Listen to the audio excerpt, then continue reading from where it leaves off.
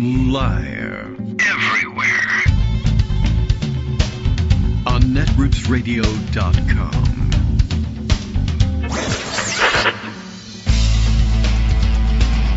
David Waldman. Kagro. In the morning. Now, here's David Waldman.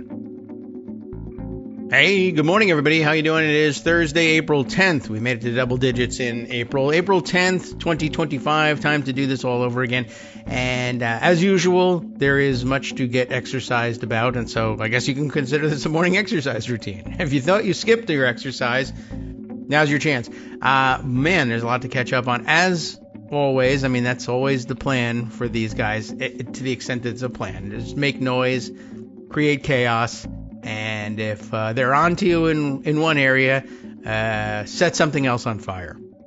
And then they'll pay attention to that instead. We're in tariff days again. It's getting to be like infrastructure week, I guess. A change in the tariff, not laws, but rates anyway. He's not actually acting by law. And in fact, that's a background story too, a procedural story over on the congressional side, where the House twice voted, and was both yesterday or in the last couple of days. Anyway, given the opportunity to take back their power over tariffs, it did historically belong to them. It's a taxation power. It should be in the hands of Congress, but they have delegated it to the president. And of course, if there's still Republican Congress the next time there's a Democratic president, if that ever happens again, if we have elections, yada, yada, I know. They, of course, will grab that power back. You've seen that play over and over again in the states, right? Anytime a Republican state legislature has a Republican governor, they hand off powers to him. And then as soon as a Democrat is elected, they rush back for a special session and undo all those laws that had temporarily ceded power to the office of the governor. Well, I'm sure you'll be watching the same thing happen. And on top of it all the headlines, and I know I've seen lots of good sharp-eyed media critics out there on social media pointing this out.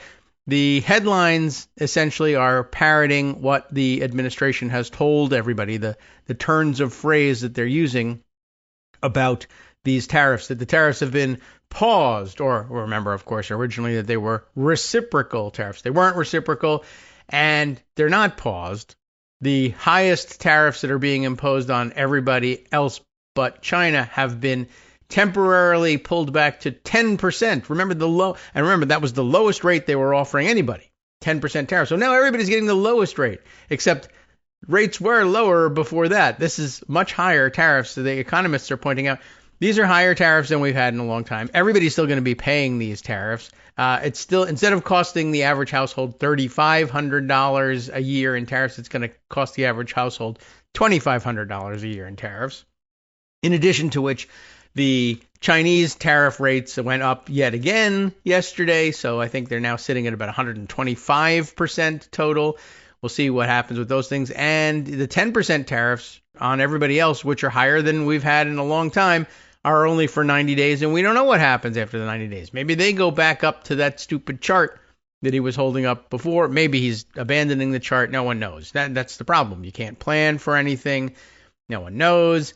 And even at 10%, the historical economists pointing out that tariff rates at well above the levels of Smoot-Hawley, which, we've mentioned that a couple times, and you remember it from history class. It doesn't usually lead to good things. So enormous increase in tariffs across the board, somehow getting headlines as, whew, we avoided all the tariffs. I really don't know how that happens. On top of which, lots of financial shenanigans happening yesterday. All sorts of, the suspicion is manipulation of the stock market, because all of a sudden, just prior to this announcement of we're going to save everybody from the tariffs by raising tariffs to historically high levels somehow, they let everybody know by social media, like about 10 minutes before, I think it was a couple hours before the announcement that he was reversing everything. He's dropping hints. Great time to buy stocks. And in fact, stock watchers said there were some, inexplicable weird spikes in options trading and futures trading, etc., all just before the president came out and said, everything's upside down. I turned it around and backwards, and that sparred it sparred a rally in the Dow to a little less of a loss since last week, essentially. But that looked like a giant spike to everybody else. And if you buy low and sell at least a little higher, you can make a killing. And apparently that's kind of what they've done. And if the president was involved in it and all of his cronies are involved in it, ordinarily they charge people with things like that. As you know, no longer the insider case. trading, where you know it's going to go up, and therefore you buy on the dip because you're told to. And he is a dip, and they did buy on his advice. That's true. But yeah, that's insider trading, or as we have been tipped off here. We got an insider tip here from Justice. Insider tradering, which is another way of explaining the same thing. And the trader word is new too. It came up in the news yesterday. We haven't played you a fanfare yet, Greg, but you know. I'm okay with it. But you don't like the big horns and everything? I still like the Looney Tunes, even though you get in trouble for it. But. Well, we'll solve that problem and experiment with new ones as we go on. That's all, folks. Greg's here, ladies and gentlemen. So every time I hear Smoot Hawley, you have to remember I'm an MIT grad. Oh, and because of that, why is that? If you walk from Boston over the bridge, over the Harvard Bridge to Cambridge to get to MIT, you'll find that it is marked in paint with measurements. All right.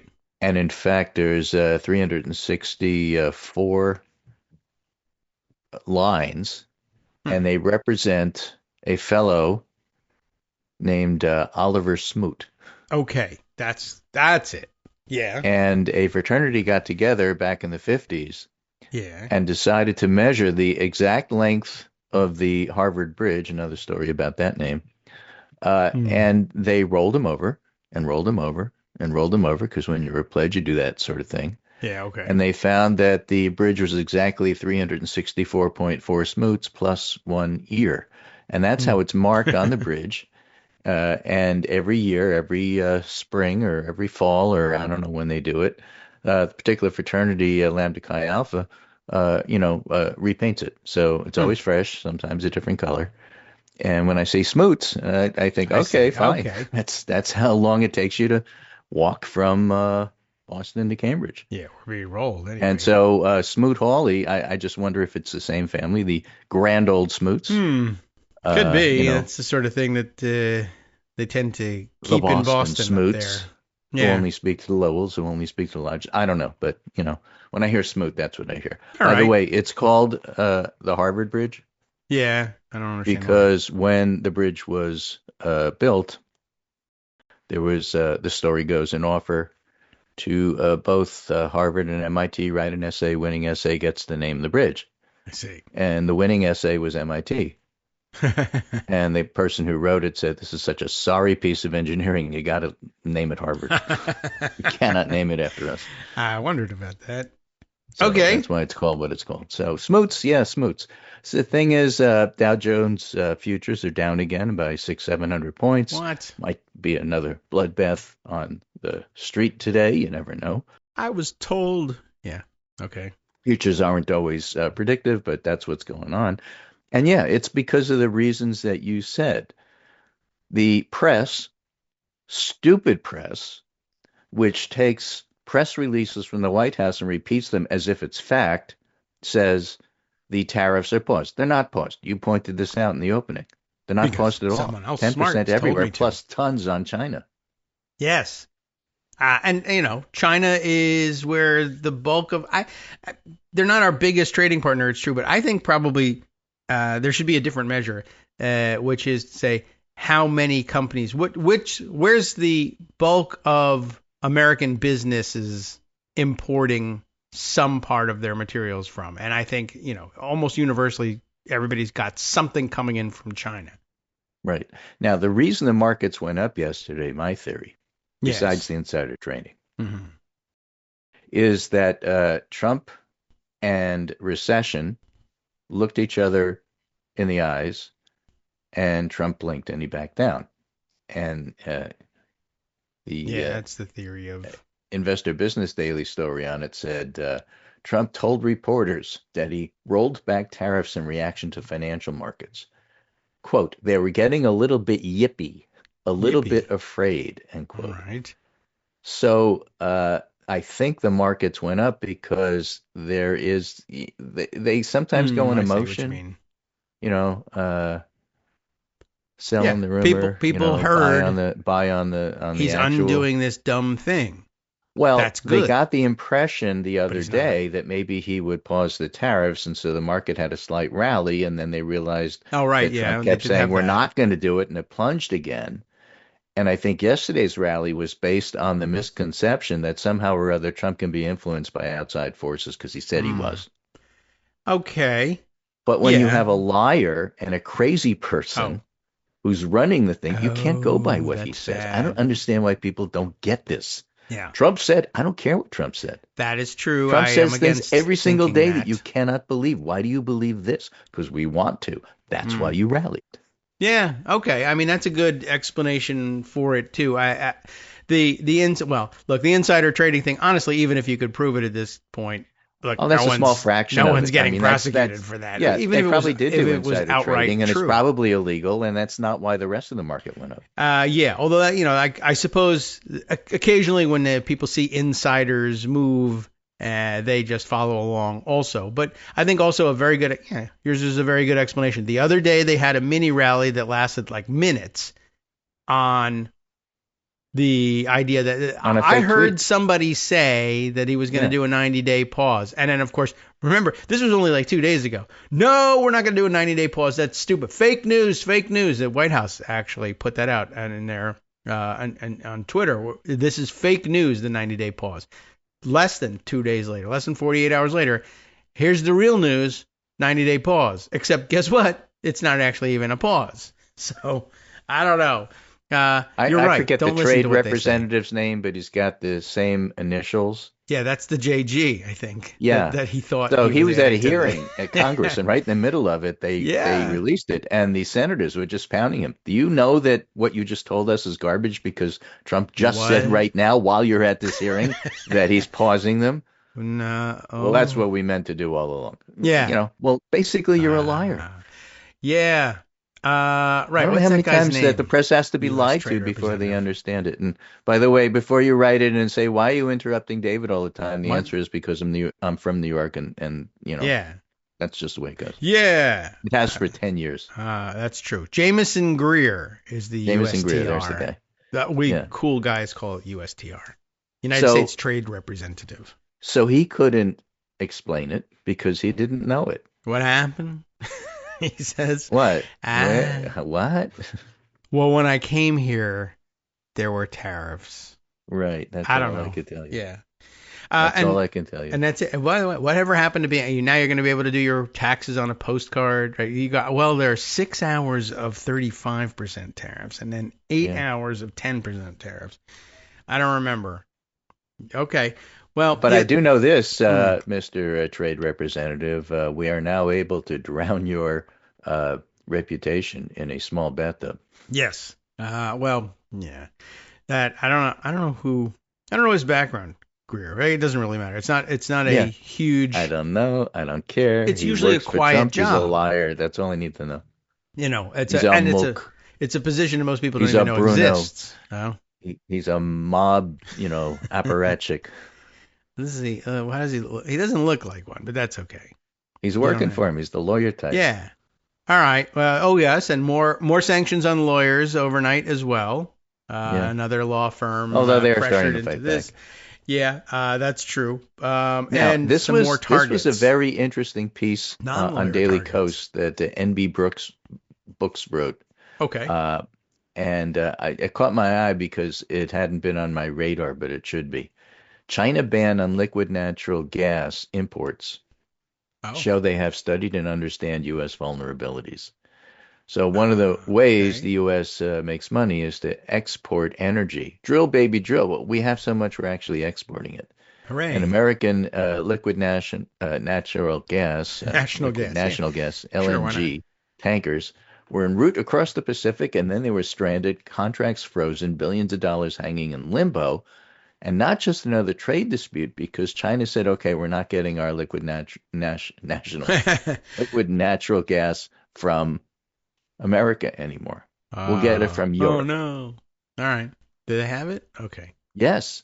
And so here's Good the for problem. you. Yeah. That brings Europe closer to the China sphere, Hmm. pushes a wedge between Europe and the US because now we're competing over Chinese markets that the US doesn't have access to anymore because of Trump's stupid tariffs. Yeah, stupid. And so they are also now getting LNG from Australia. So Oh, everything that Trump has done blimey. has disrupted American trade, made our alliances with partners weaker, pushed them closer to China. And when Trump says, okay, there's going to be a 90-day pause, that's got nothing to do with everything else that's going on.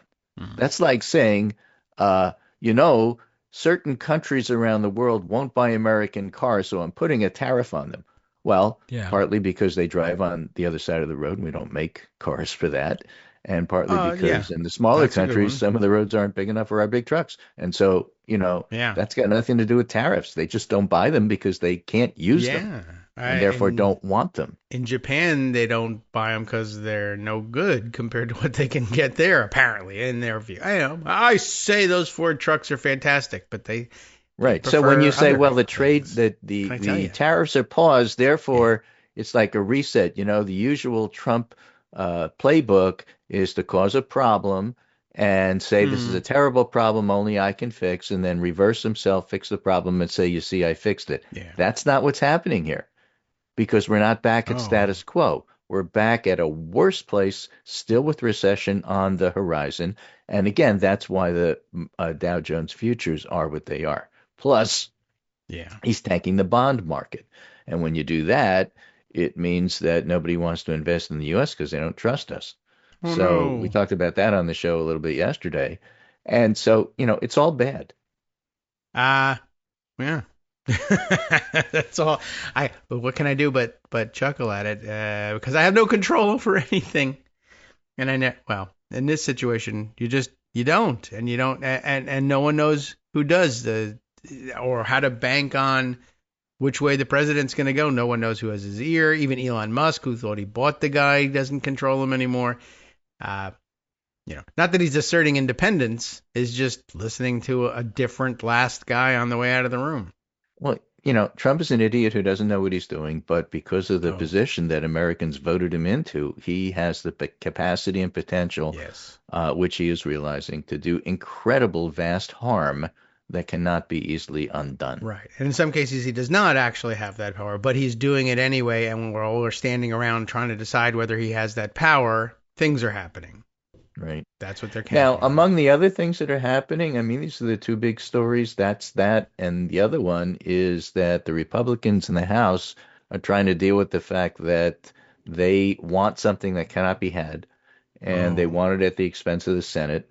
The Senate wants to, make tax cuts permanent and decrease spending, but Republicans in the House want to decrease spending like twice that, three times that. 10. And the Senate wants 1.5 trillion savings, And that's more than they and asked the for House, the originally. Senate wants 4 billion. Yeah. That's like They're not on not the at same all page. aligned, and the House can't get what they want, so they're mad at the Senate, but they can't get the votes to pass their bill. Yeah. And the reason that's related to the tariff story is that they wrote into the rule for this bill that the House is no longer allowed to get rid of tariffs, at least not until September. Yeah. But just because the rule passes, Basically. if the bill doesn't pass, that is not clear to me as to whether or not the stuff they stuck in the rule really matters. Well, it doesn't matter with respect to the budget bill they wanted to No, in bring terms to the of floor, but discharge petitions about Trump getting rid of the tariffs, if no, that's Republicans get really fed up and they decide they have to do something. no, I Mike think they're Johnson won't stuck do with it. anything. He's a tool.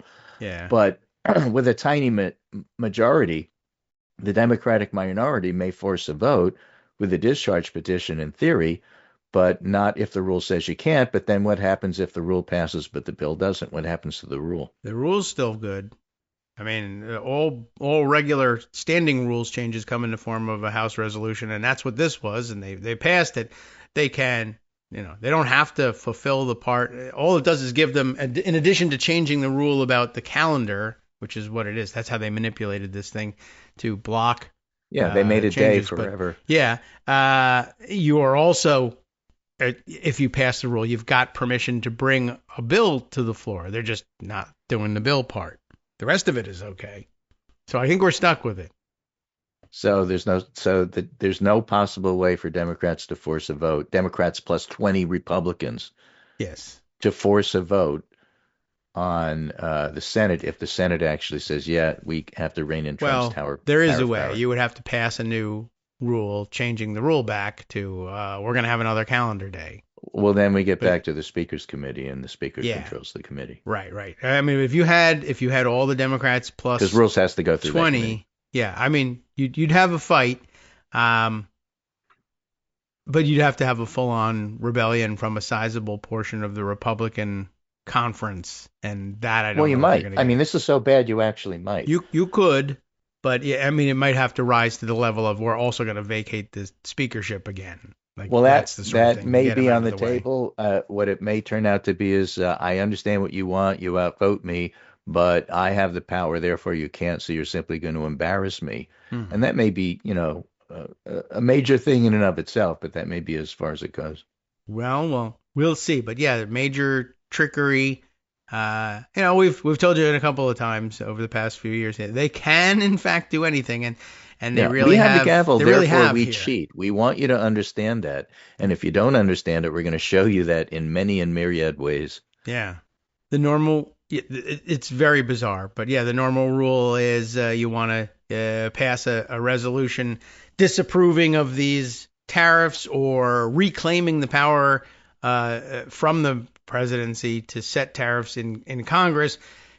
You can do so, and you can bring that motion, but then you have to wait, one calendar day after you've filed it in order to bring that motion to the floor, basically. And what they've said is we declare from now until September 30th to be one single calendar day for the purposes of our House calendar. I mean, we understand that the rest of the world is changing their dates, but this is now one day.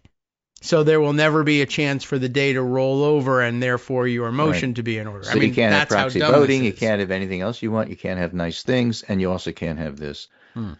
Now, what is the process by which the House declares that Donald Trump, president, doing all this tariff stuff because of a state of emergency, it's not actually a state of emergency? How does the House reclaim the state of emergency for itself and says, it's not? I think it's largely the same way, but is that separate? In other words, does this rule encompass that? Is that a separate thing, discharge petition, that was not covered by the rule? I think it was, I don't know. I think my recollection of the reporting was that they essentially did the same thing, but not in the same vehicle, but maybe a different rule for a different bill also said, we're also going to get in the way of removing this state of emergency. But I have to check up on that, because I know that the Senate managed to pass such a thing, but the House has, I think, just so far kept it bottled up, and they're not recognizing. I mean, they're under no obligation, I don't think, to bring that thing to the floor. Or maybe maybe that too has to do with the calendar, and it's just an ancillary benefit of having done it already for the tariffs. Well, I don't know. I mean, that to me seems to be something to investigate as a backdoor. Okay. Well, I'm the only reason you can do these tariffs is you declared a state of emergency. Who says? Right, that's true. And there's supposed to be a limitation on it, and it's supposed to last only so long. And, also you're supposed to bring some, legitimate basis for declaring the emergency. And it never looks good to say it's such an emergency that for national security reasons I need to do this, that, or the other thing. But that's exactly I'm also what Stephen Miller's doing. Golf. That's why we're doing this whole, immigration thing, because we've been invaded. Well, this is the emergency. But But to declare an emergency and then immediately leave for a long weekend of golfing, calls the legitimacy of the emergency into question. Yeah, white tie fundraising and also putting some money into my Bitcoin. Well, there was black tie because I don't pay for anything downtown. myself. Yeah. Yep. So it's even not for great. procedure people, this stuff is confusing. I have to say. And I mean, when they really start winging it like this, like changing the nature of the calendar. It affects so many other things.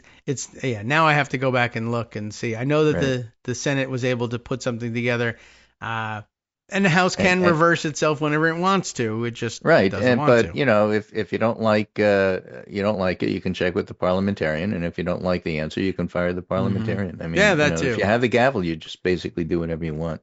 Yep. So we're going to cover how Mike Johnson's spending cut bill fell apart after the break. Yes. But it did. It was supposed to be voted on last night. He didn't have the votes, and so he doesn't know what he's going to do today. We're going to talk about that. Okay. Yeah. I was waiting for the morning for some reporting to come out on it, but I was watching people post about it on social media yesterday, waiting for the details to make their way to the pages. I got some details from Punchbowl. We'll talk about it after the break. Okay. Well, in that case, it's almost time for the music. In fact, now it is time for the music. Okay.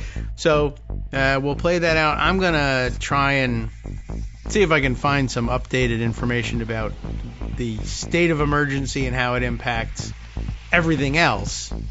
I mean, it's all tariff related, but I don't know whether they took care of everything in one fell swoop or did it in two different rules. But, okay. Wow. It is confusing. This is so stupid. I can't take it anymore. Hi, everybody. It's me, David Waldman. Yes, the same guy who interrupts you all the time. Interrupting you one more time just to tell you again, another reminder that your contributions are what keep this show on the air, and Patreon.com, Patreon.com, is still among the easiest ways to make the sustaining subscription donations that keep us afloat. Are you ready for the pep talk about how our Patreon campaign is still going strong and growing? Well, too bad. Yeah, the plain fact is we actually are headed in the wrong direction, and whereas we once had about 175 monthly patrons, we're now actually down below 150. Time to recruit some more. Not exactly the kind of news I wanted to share, but there it is. For those of you in a position to support the show, Patreon.com does make it easy to make those secure, recurring monthly contributions to do so. Patreon.com/KagroX gets you straight to our donation page. We've been through a lot together. The worst of the pandemic, we hope. The worst of the insurrection, we hope. So go ahead and treat yourself. You don't need an excuse. Give yourself the gift of a little something you enjoy in life. Support the show. And of course, if you happen to prefer using PayPal or even the Square Cash app, we're up and running on those options too. So thanks again, everyone, for all your support. We couldn't, or at least shouldn't, do it without you. Hope you'll be on board soon too. Thanks for all your support. All right, welcome back now to the Kagro in the Morning Show here on Netroots Radio. Rare quiet during the break here as I'm studying the lay of the land to try to figure out exactly the answers to all these questions. I think we can try and clear things up, but I'll save it for later on because I know there's more to round up, and this will just, it could melt your brain. So, but I have a David Dayan piece on it. He's usually pretty good at cutting through this stuff and explaining. I'll have to lean on him for the moment. So let me give you two different takes on this. One was last night from Politico. One was this morning from Punchbowl. Last night, Politico wrote, House Republican leaders canceled a vote on the Senate's budget resolution Wednesday night as Speaker Mike Johnson came to terms with basically reality. Too many Republicans would vote in opposition. The measure was bound to fail. He tried to meet with holdouts through the night, but didn't work. He got off the phone with Representative Marjorie Taylor Greene said she got off the phone with President Trump, and he wants us to get this done. That wasn't enough. Johnson told reporters there was a small subset of Republican lawmakers opposed to the measure, which is to say about a dozen. Yeah, that's all it takes. Okay. Fewer And than he's that. optimistic about this one big, beautiful bill using Trump's language. Johnson is such a suck up. It's amazing. Yeah. So now lawmakers are supposed to go back to their district today for a 2-week recess. Bye. Well, they're not And going so yet. it's not clear what's going on. So here's how Punchbowl I guess they put it could. together this morning. Yeah, all right. At the end of the day, Johnson had more than a dozen handouts, and despite his patience, he couldn't convince that many GOP lawmakers to hold their nose and vote for it. Okay. Okay, which makes sense. But let's be blunt here, said Punchbowl. The Why not? gaping divide between the House and Senate on spending is a big problem, and you can't paper it over. It also demonstrates the limits, once again, of Johnson's hold on his conference, even with Trump's backing. Sure. House Freedom Caucus doesn't trust Johnson. They don't trust the Senate, and they weren't going to do it. Now, the Senate said, oh, we have to do this. Byrd rule says that we can't really do more than that. We can only go by the Byrd rule, but that's just an excuse. The Senate wants to cut $4 billion. The House wants to cut $1.5 trillion. The House Freedom Caucus doesn't want to settle for less, and that's part of the problem. So where does Johnson go from here? This is what Punchbowl writes. As of last night, House GOP leadership was working to get informal assurances on spending cuts from Senate GOP leadership, and I don't know if that's going to be enough to convince the holdouts. Number two that he could do. He publicly floated, Johnson did, entering a formal conference negotiation. Senate GOP leaders want nothing to do with it. That'll take time. Senate? Okay. And it'll put things off. And you go to conference, and what are we supposed to do? You say you want $1.5 trillion. You won't settle for anything. We say $4 billion. You can't split the difference. That's what conferences are for. You're going to say, Senate, you have to take our $1.5 trillion. We're going to say no. And so nothing gets resolved in the conference. We're not doing this. Yeah, well, that's what Thune said. That's what conferences are about. I mean, although now they're so out of practice, they might not be able to work that out. But normally when they had conferences, but don't have a conference if you know you can't resolve the issues.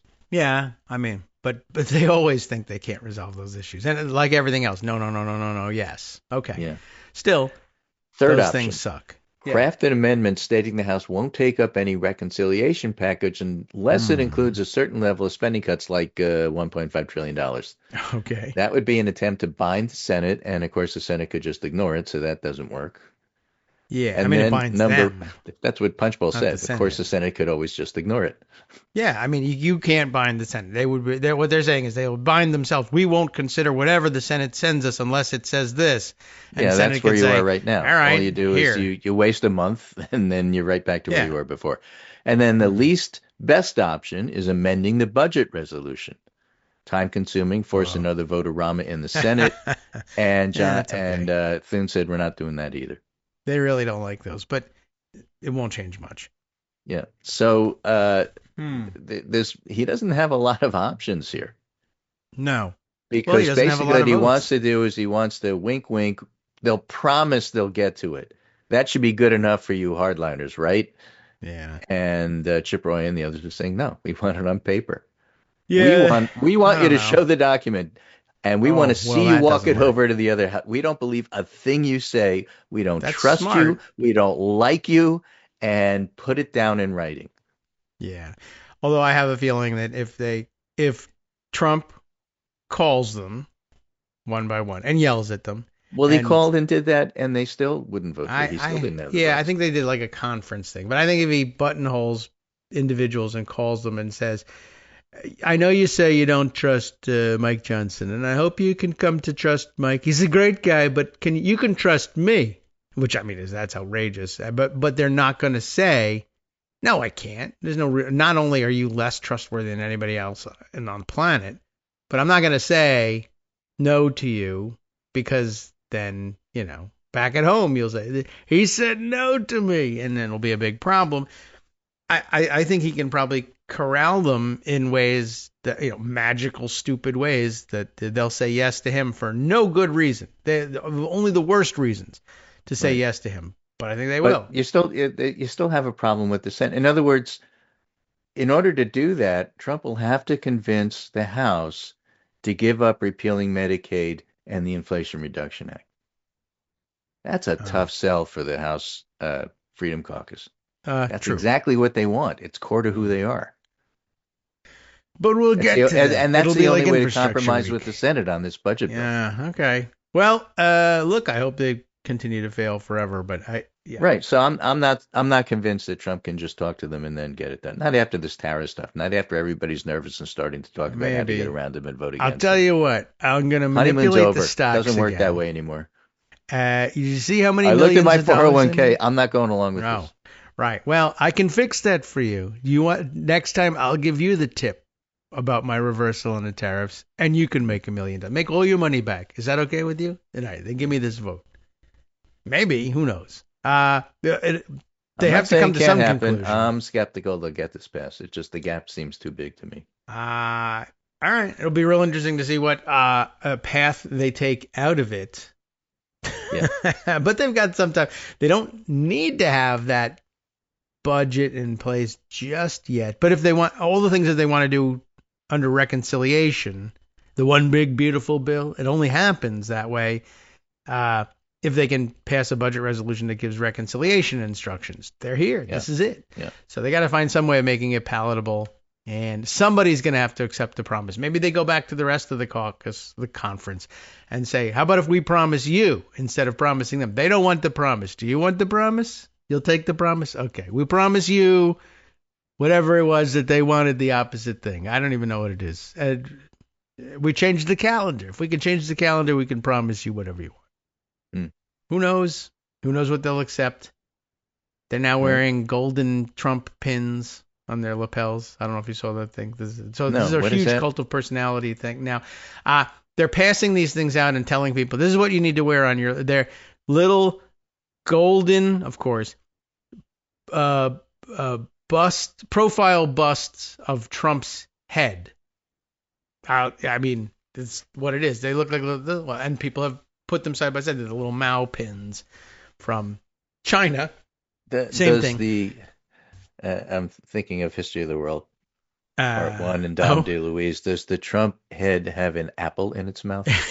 It might as well. It's a little jowly. I'm not certain why he approved of that. And he hated that other, that portrait, apparently, that was in the Colorado State House. Yeah, well, now he's got a Russian one, which is fantastic. He hates that, too. Does he? Oh, all right. He hates them all, because they all make him look old and fat. Well... you don't have to say it. All right. I mean, anyway, so they have these, I don't know. I'll have to see if I can send you the picture. I'll send you the link. But Boing Boing, everybody's favorite news source that you have to say out loud. Trump's new loyalty test is the golden Trump bust lapel pin. Yeah. Oh, great. Fun. All right.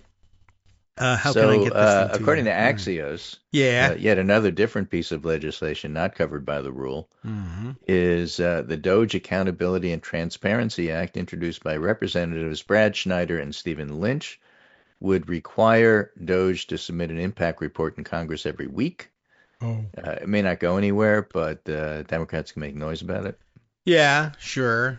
I mean, it's a good idea. They're handling so much of the economy and the government, they ought to be reporting, but can they make them do it? Even if they pass the thing, I don't know if they can make them do it. Still a good idea.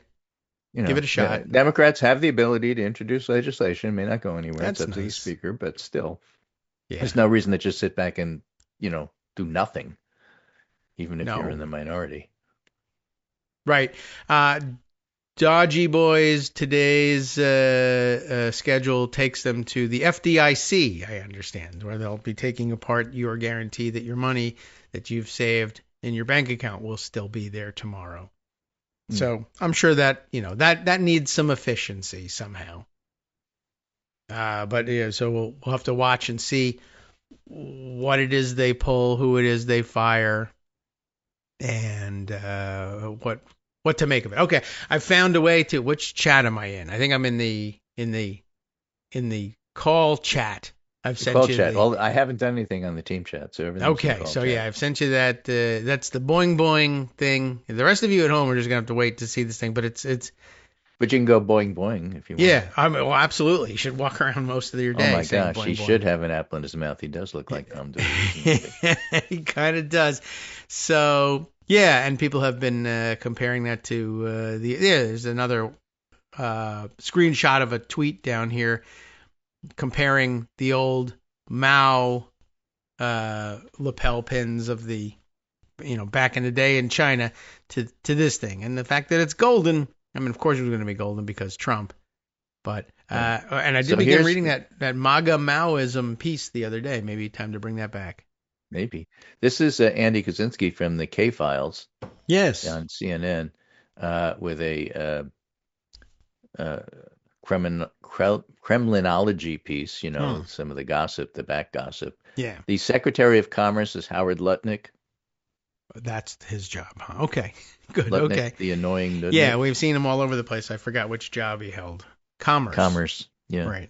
So Kaczynski reports that Lutnick is having the Vivek syndrome. He seems like people around Trump are starting to find him really annoying. And the guess is he'll be the first cabinet secretary to go.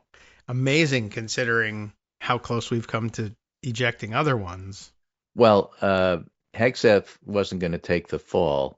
Right. Mike Waltz was. And we thought, but he's still there. I guess you could call him a cabinet secretary. He's not a cabinet secretary. He's cabinet level. Cabinet thing. I mean, so is the USTR technically, but again, no one knows who that is. Right. Well, it's Jameson Greer. All right. Yeah. Trying to remember which one. It's not Jonah Goldberg. He's over at the Dispatch. All the Goldbergs. It's the other. It's Jeffrey Goldberg. He's over at the Atlantic. Look, sometimes, you get a cabinet I think they were all person by accident. Yeah. By the way, even then, including Jameson, there's no real, what would be the reason for there isn't one, for putting the United States trade representative in the Houthi chat. Doesn't make any sense. Oh, because you're talking about ships that are going through those channels and they have goods on them. I guess. And it affects trade. And if you are the U.S. trade representative, you want him on the chat because you want to be able to say to him, here's what's happening as far as the timeline goes. And this timeline is important because we want you to extort Europe. So you need to know what's going on the ground, which is to say the ocean. Yeah. Meanwhile, as it turns out, the explanation was thought he was adding Brian Hughes to the chat, who's the NSA JG, spokesperson. Same initials. Sure. Yeah. Right.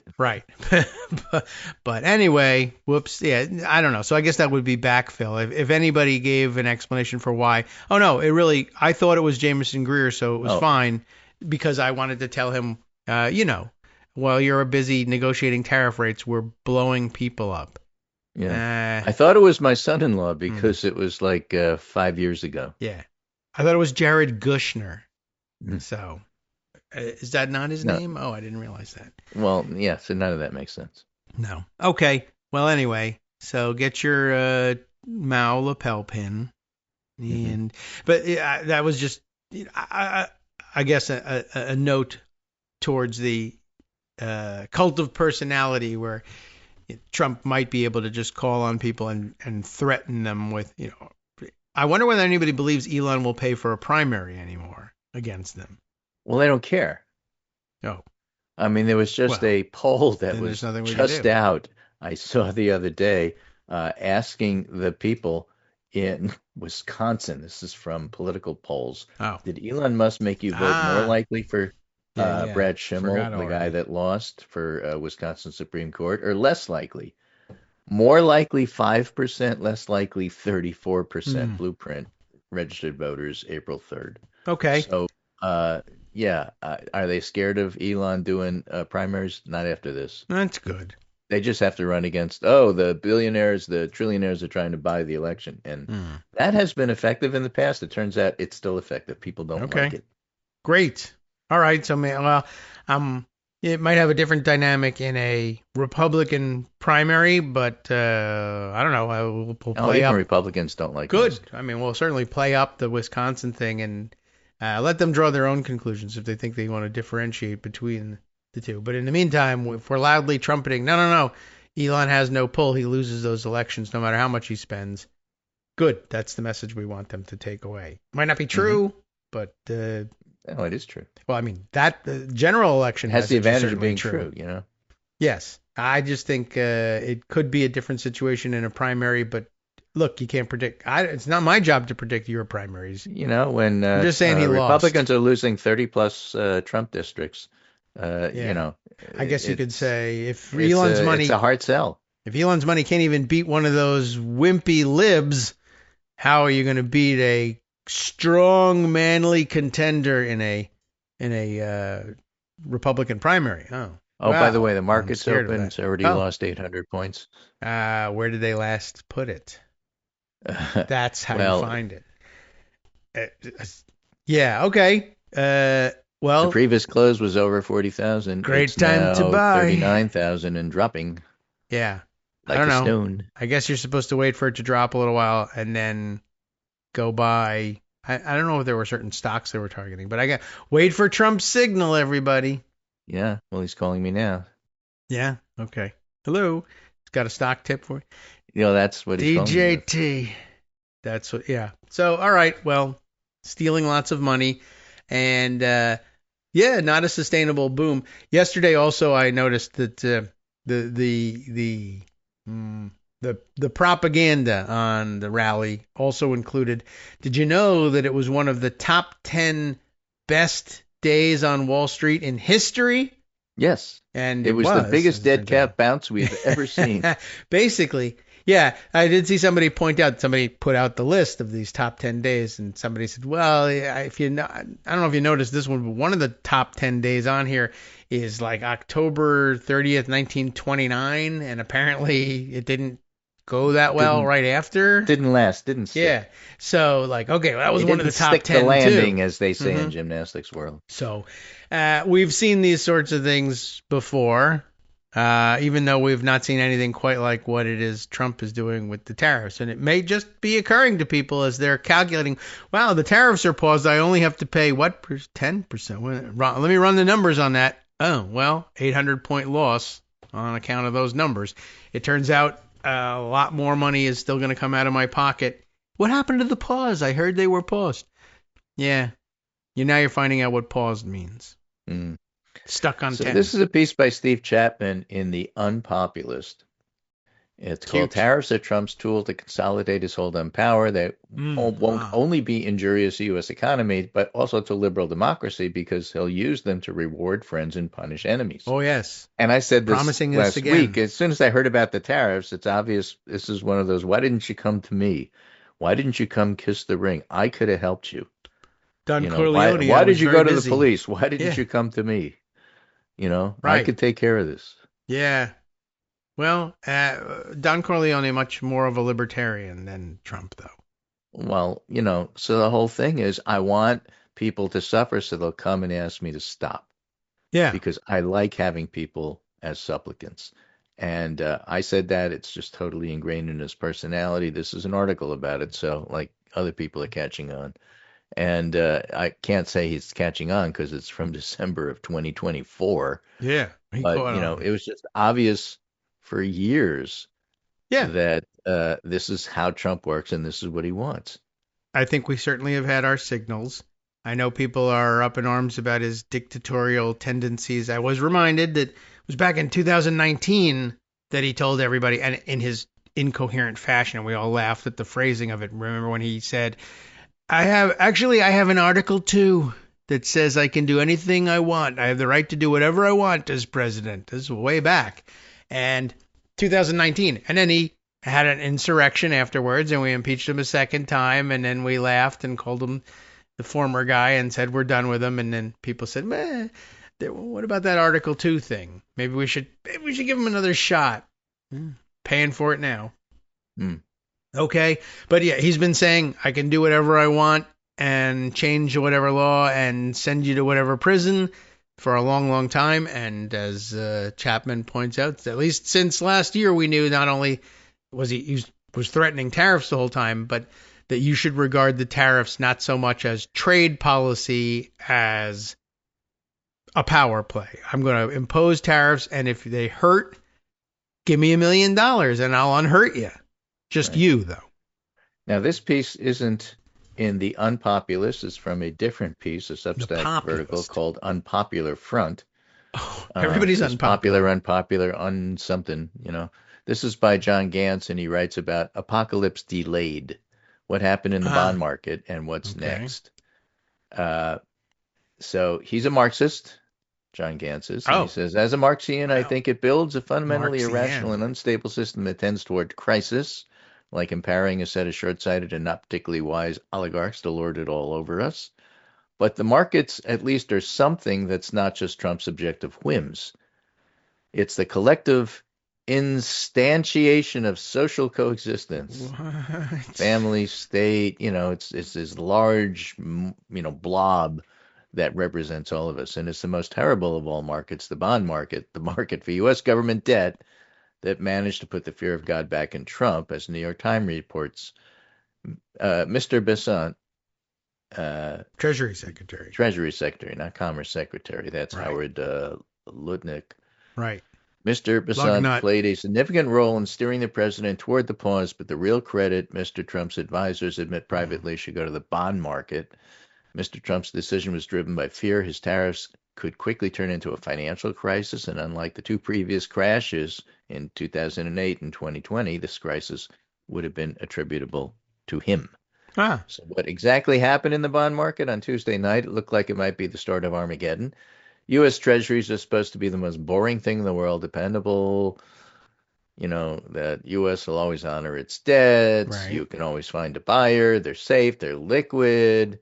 But hedge funds and asset managers, in their infinite cleverness, found a way to make trading U.S. Treasuries lucrative and risky. Highly simplified, this involves using a ton of leverage, that is, borrowing, to magnify the tiny margins you get from trades involving boring old treasuries.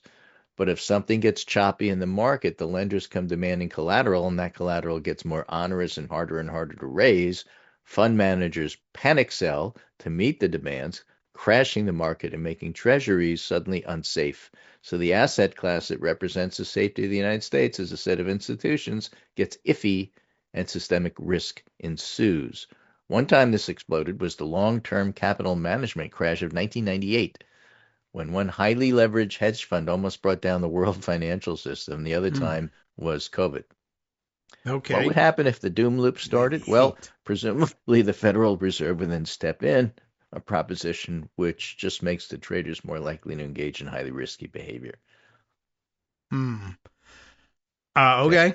Another theory about what happened is Japanese traders started dumping U.S. debt overnight, but the only source I've seen for that is Fox News, so buyer beware. In any case, I think Secretary of the Treasury Besant was finally able to impress upon Trump that they had started the financial version of a chain reaction. And where does that leave us? Who knows? Yeah, no one.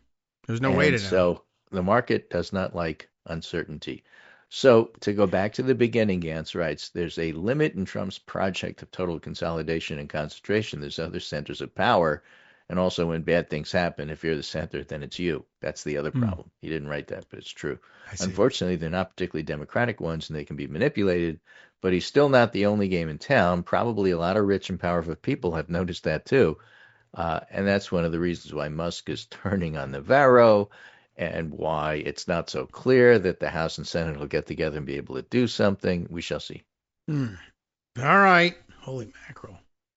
Well, if you're in the prediction game, and I try not to be, but...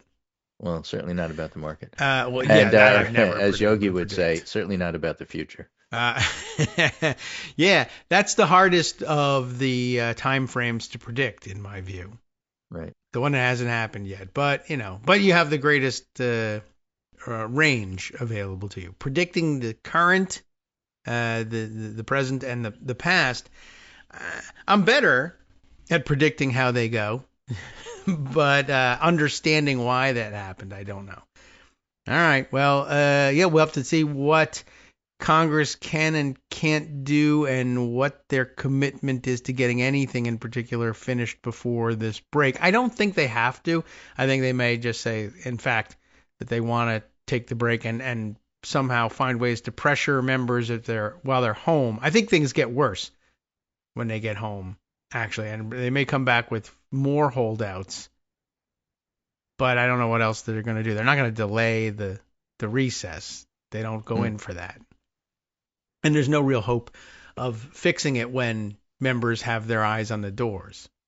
Just that's kind of the psychology of Congress. They're just not listening until they get their recess. When they come back and they know they're stuck and it's going to be weeks till they get another break, that's when they start to break. All right. I just came across this yes. little weird thing about Tulsi Gabbard. Yeah. She declared her residency in Texas. Yeah, to get a tax because break. she could get a homestead tax break. Cool. And then she voted in Hawaii. Is that a problem? Is Texas Hawaii? Yeah. I mean, maybe it is now. That could have happened in the calendar. There was a rule for the budget. Sometimes. The new rule for the budget said, 1, this calendar day lasts all the way to September, and 2, Texas is Hawaii. But only for the purposes of voting. Yeah. So, yeah, declaring her homestead in Texas so that she could take the primary residence deduction on her taxes. But she didn't. It doesn't say that she voted in both in Texas and Hawaii, which I think everybody at that point would understand. Well, now, hold on. No, you didn't do that. But, yeah, you're only supposed to be able to, like, basically, the Hawaii vote, it is what it is. It's okay. What Texas needs to do is say, well, then you got to pay taxes on your house in Texas. You told us this was your primary residence. You lied and you're not trustworthy, so it's a good thing we have you in charge of all of our state secrets. Right. And in previous administrations, you would say that's a scandalous thing now that they can hold over the head of the Director of National Intelligence and blackmail her, so she's unfit for the position. But in this administration, you say, of course she's subject to blackmail. That's why we brought her in. We need to blackmail her. Right. If we bring in somebody who's afraid of blackmail, it'll never work. Right. Well, that's it for me. Okay, that's fine. We'll check back in with you on Monday, by which point... There's a rule that says that it's still going to be Thursday. Yeah, why didn't they do that? You can't trust that day. So I would eliminate it entirely. Well, we'll see what day they think it is when you come back. Does anybody really know what time it is? Does anybody really care? Congress will likely have gone out on their recess by that point, and so we'll at least have some indication of what whether the House solved its problems. But watch out for weekend work. It was, after all, on Saturday of last weekend that the Senate passed its budget bill at all, and everybody missed it. Even people who are supposed to pay attention to dumb stuff like that. Us, comes Tuesday, and we said, did you all notice what happened over the weekend? So keep your eyes open, Greg. All right, I'll do that. See you then. All right, welcome back now to the Kagro in the Morning Show here on Netroots Radio. Time to delve into a couple of other subjects. One, we should do a roundup of some of the other things that we have not yet gotten to or just hinted at. There's lots of it. For those of you who come to the show for the explanations of what's going on, I'm sorry. This morning I'm just backed up on what's been happening in the House and the budget situation. And it's so confusing, and it's got so many different tendrils everywhere that it's difficult to keep track of them all. But and it's okay to depend on others to take up the slack. And in this case, we have David Dayen, who's usually got a pretty good handle on these things, at the American Prospect just 2 days ago, Tuesday, outlined the calendar trick that they're using to prevent Congress from taking back tariff authority. Can it be undone? Yes, it can. Will it be undone? That's a totally different question. But he explains the chicanery, I guess, behind a lot of this. And then, but the real question is, I think we can explain that. The real question is, does it apply across the board to all activity with respect to the national emergency that Trump says is happening, and that he has been declared, and that should matter for one reason or another? Can Congress take back tariff authority from Trump? Is the question posed in the headline. The subheader says absolutely. There's more to the subheader, but really, is there any more you want to hear? The subheader in toto: absolutely. Whether they will is a matter of whether Republicans will continue to put loyalty to Donald Trump above the economy and the country. This is where it pays to take note of the fact that they're all being told to wear golden Donald Trump bust pins on their suit lapels. And, will they find the political will? Yeah, I guess not. Although their 2-week recess is the time for you to pressure them to do so. Some of them will be foolish enough to host town hall meetings, and you can go and yell at them, but most of them will be avoiding that. But you might be able to find them around town and yell at them on the street. So there's always that. You'll be able to find them somewhere for Easter. They have to make a great show of going to Easter services somewhere or be branded unchristian in some way, even if they're not Christian. Anyway, back to what David Dayen was going to explain to us. The Congress, he begins with a quote, "The Congress shall have the power to lay and collect taxes, duties, imposts, and excises." Who's he quoting? That guy, U.S. Constitution. Congress shall have the power to lay and collect taxes, duties, imposts, and excises. And that obviously will include all of the tariffs. Tariffs are, in fact, a tax, but if you think they're a special kind of tax that falls outside of the technically narrow range of, say, income and sales taxes, don't worry about it. Duties, imposts, and excises covers it very well.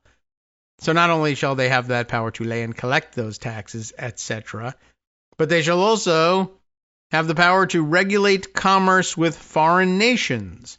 That's all in Article 1, Section 8 of the Constitution. This would come as a surprise to anyone living through President Trump's unilaterally imposed tariffs, which are tipping the country toward economic collapse. But it's Congress that is the tariff-imposing body under the Constitution. Since the 1970s, however, Congress has delegated effectively all responsibility on tariffs to the executive branch, I guess with the establishment of the U.S. Trade Representative. In fact, how old is that office? It goes back a ways. Yeah, all right, but not that far. 1962 is the first U.S. Trade Representative under the Kennedy administration. Oh, the term started in, 1960, December 10th, late in 1962. So anyway, there have been some 20 or so. The USTR, like I said, it's sort of a niche thing, even in recognizing the fact that the office exists. But way back when, I guess, who was the U.S. Trade Representative when I was doing this thing? Anyway, I back in college, so we're talking about like late 80s, early 90s. Yeah, there we go. Now I reckon it. Carla Hills was the trade representative at the time that I was working on a thesis, an honors thesis in my what we called political science, government and law at my school. Was like one of the, I think I've discussed this like years ago on the program. That is like, this is one of the old line programs that held out against the movement to declare the study of government political science. They were like stuffy starched collar guys from the, 1910s or what have you. It's not a science. We refuse to allow for this. Yeah. Anyway, but yeah, I did a study of the United States response to the formation of the European community, how the European Union, and its evolution, and how the United States would respond to it, and how it was establishing its own free trade zone, which became NAFTA, et cetera, et cetera. But Carla Hills was the big player in my reading anyway at the time. But I don't know. Is anybody? There are very few, I would suggest, names on the list that anyone would recognize as having been U.S. trade representatives, though some of the names will likely ring a bell. I don't know. It's just a very odd position. But it is, I think, considered cabinet level because, trade is kind of important to the United States. Mickey Cantor, by the way, took over for Carla Hills in the Bill Clinton administration. Probably a name that rings a bell for you, but not the fact that he was U.S. Trade Representative. Anyway, so let me get back to what David was saying, and before I went off on this tangent. Since the 1970s, and that's why I did it, right? Since the 1970s, Congress has delegated effectively all responsibility on tariffs to the executive branch. Why? Because there was the United States Trade Representative's Office was formed. And, it was a messy job. And Congress held on to the job probably for too long. By the 1970s, the world was, multilateral, and negotiating even regional trade agreements with 8-10 different regional trading groups was an enormous task, and probably better consolidated under one office dedicated to that purpose. And of course, at the time, well, David explains at the time, there was, it was just not a consideration. Well, what if we get a maniac president who doesn't have any idea what he's doing? Well, then we'll take the power back. I mean, that was basically the fail-safe for the whole thing. Well, what if we have a maniac cult of personality president who threatens us with, if not primaries, then death, if we attempt to take the power back? Well, and I'm sure if anybody considered it, and in that light, they probably said, well, if that's the case, then we got bigger problems than whether or not Congress is setting the tariffs, right? Yes, and we do. But what they didn't really consider is, to what extent could the control over tariffs escalate the cascade into dictatorship? Oh, well, a lot. But again, if we get to the brink, I'm sure there's other alarms that will go off first. I don't know. Maybe. Anyway, that explains why the ceding of the power to the presidency has stemmed from the 1970s. In 1963, they created the USTR. By the early 70s, they were getting used to the fact that, oh yeah, we have that office and they do things. Since then, Congress has delegated effectively all responsibility on tariffs to the executive branch. There was never any thought that Congress would need to wrest back that control, since tariff changes, and at that point, tariff changes were mostly downward, right? Because they had learned the lesson of Smoot-Hawley. They taught all the kids in the history class, yeah, don't do the tariffs, they'll wreck your country. Okay. So, tariff changes, mostly downward, fit within a bipartisan consensus, and the House and the Senate did have at least the ability to vote on a final outcome on trade agreements, though usually through a fast-track mechanism designed to minimize dissent. And that was also part of the movement to, we need to be able to match the agility of other regional trade groups like the European Union. They have, they get together in their European Parliament and the European Commission, and they are able to make, that's actually a very slow-moving vehicle, but compared to Congress, apparently, they were moving rather swiftly. We wanted to consolidate that authority in the executive branch and be able to move with vitality, I guess. Oh no. So there you go. But I think an important point being made here, that at the time that they did it, this was just not a thing you contemplated. A maniac president who didn't care about wrecking the economy, or was acting. Imagine trying to get this one past people's, through people's heads in the 1970s, early 1970s. Yeah, one day we could have a maniac president who actually is in lockstep political union with Russia, but a post-Soviet Russia. Like, then people would say, oh, you mean like a Manchurian candidate? Sort of, except a post-Soviet one. I don't even know. You're freaking me out here, man. Okay. So anyhow, now we are, as David points out, in a very different world where we do have to wonder whether the legislature will put the brakes on our mad king.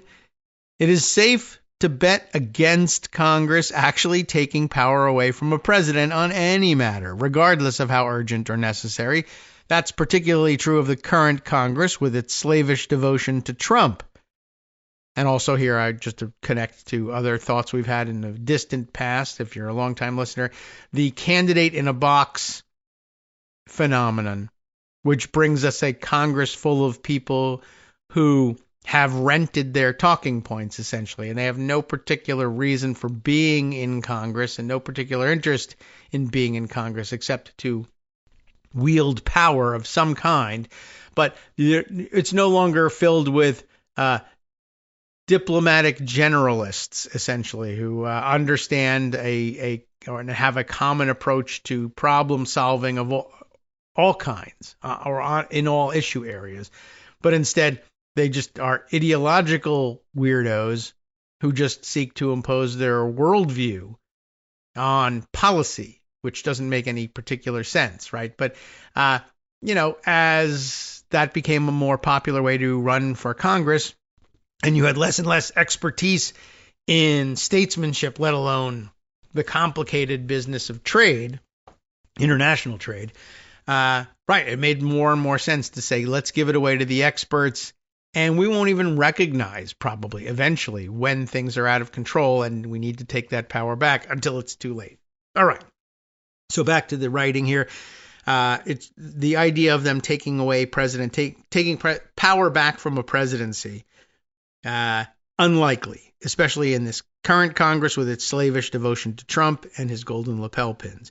But given how the legislative branch has emasculated itself in almost unbroken fashion for decades, a situation where members of both parties are forced to rescue the country by taking away executive power would have huge near-term and long-term benefits. The benefits are obvious, but the political will, not so much. Whether that actually happens depends primarily on Republicans, but also on whether the dormant structures inside Congress that allow a majority to work their will can still be summoned in a moment of national crisis. Yes, it depends on Republicans primarily because they're the majority, but it's true that if you can unite the Democrats and peel off a couple of Republicans and create a working majority, you can change direction. The only question is, will the mechanisms that allow you to put that temporary majority together still work? The Congressional Research Service identifies 6 ways that presidents can set tariff rates, 3 of which require specific findings from various executive branch agencies on the basis of national security or other factors. And at the time, again, this was contemplated as not a fail-safe, but a check, internal check on the executive branch. You had to have responsible parties, cabinet secretaries in the executive branch be willing to sign documentation and put their name on the line saying, yes, I declare this to be true. In the last couple of years, we've learned, they're willing to say anything. But really for decades, it's kind of been like, well, that's a nonsensical conclusion to reach. But in service to their president, more and more often we find that executive branch officials were willing to say that, or, hedge at least on things. But we were always on a path in the last couple of decades towards, hey, they'll just sign whatever the hell the president hands them and demands that they sign. And no administration has seen that more clearly than the Trump administration. They relish the idea. I didn't even believe this until the president told me to. Look at this golden lapel pin. So, it usually 3 of these things, these methodologies by which the president can change tariffs depend on getting the go-ahead from compliant executive branch officials. But for the current so-called reciprocal tariffs that Trump has imposed as of last week, Trump simply used the International Emergency Economic Powers Act. Remember IEEPA from the other day? That's how they abbreviated it. IEEPA, International Emergency Economic Powers Act. That is a 1977 law that allows the president to declare an emergency under the National Emergencies Act, a different law entirely. They already had the National Emergencies Act. IEEPA said one of the things you can declare an emergency in is economics. And then you can regulate imports based on that. This mechanism was also used to impose the tariffs on China, Canada, and Mexico back in February. So that's why we have these 2 tiers of tariffs and 2 tiers of emergency to deal with. And that's what's making things complicated. No other president has ever used the IEEPA to raise tariffs on every country in the world. It's been a large gun sitting on the floor of the Oval Office since 1977, but nobody was ever crazy enough to pick that gun up, I guess. There are already lawsuits alleging that the president cannot use emergency powers to address a trade deficit, which 1 isn't an emergency, and 2, as David points out, has been persistent for decades. But Congress can fix this anytime it wants by challenging and taking down the national emergency, thereby vaporizing the tariffs based on it. In fact, the Senate pulled this off successfully just last week. A resolution to terminate the national emergency with Canada passed 51-48, with 4 Republicans joining all the Democrats. There are 2 problems with this. One, the president can veto such a resolution, meaning that the real threshold for passage in the Senate is 67 votes, not 51, and we're some ways off from that. The second problem, before you even get to that first problem, really, it's the other way around, but for dramatic impact, he's reversed the 2. The second problem is the House of Representatives. First of all, they have to pass the thing, and it's not clear that they will or would want to. But if they did want to, we've still run into a third problem here, which is the clever workaround that the House found to avert votes to cancel a national emergency. Don't risk having a certain number of Republicans defect and join the Democrats the way they did in the House. And the best way to prevent that, prevent the vote from taking place in the first place. So what does David outline as the mechanism? The reason that the Canada tariff hit the Senate floor was that the resolutions challenging national emergencies are privileged. That means, of course, they get fast-tracked to the floor in various ways. Under Section 202 of the National Emergencies Act, they must get a floor vote within 18 calendar days. That's the answer. Within 18 calendar days, they got to get an up or down vote on the floor, according to the National Emergencies Act. Indeed, the Senate resolution on the Canada emergency was introduced on March 13th, and it got a vote by April 2nd. Count that up. Make sure that's within 18 days. Is that right? I don't know. Is that exactly 18? March 13th, what, 31 days? I don't know. I got to do the math. I'm sorry. I like to check these things. Just see, I'm curious whether it came down to 18 on the dot, but there are 31 days. The 13th, yeah, all right. Well, I guess if the 13th doesn't count towards it, that's 17 days when you get to April 1st. So, yeah, basically it looks like they hit 18 on the nose, or maybe cheated a little bit and did it from, by hour. Anyway, they waited as long as they possibly could before they did this thing. They delayed it as long as they could, 18 days. But in the rules setting up the continuing resolution to fund the government last month, remember we were counting down towards government shutdown, March 14th. We almost had that happen, but they passed the CR. In the rule for consideration of the CR in the House, Speaker Johnson quietly upended that privileged status for the House with a rider stating that each day for the remainder of the first session of the 119th Congress shall not constitute a day. Each day shall not constitute a day. How do you like that? For the purposes of Section 202 of the National Emergencies Act, anyway. And he puts that in there.